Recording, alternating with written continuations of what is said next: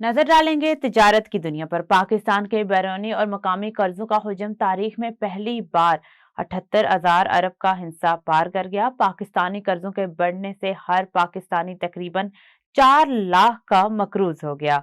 मुल्की कर्जों का मजमूई हुजम एक साल में 71,647 अरब से बढ़कर दिसंबर 2025 में 78,529 अरब रुपए हो गया।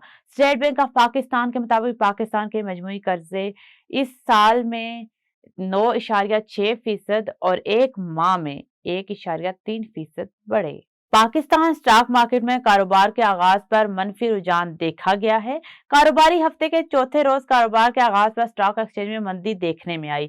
9 से ज्यादा पॉइंट्स की कमी के साथ Pakistan stock market 100 index 1,82,015 points की सतह पर आ गया है। वाज़ेह रहे कि गुज़िश्ता कारोबारी दिन के इख्तिताम पर 100 इंडेक्स 896 पॉइंट्स के इजाफे के साथ 1,83,049 पॉइंट्स की सतह पर बंद हुआ था।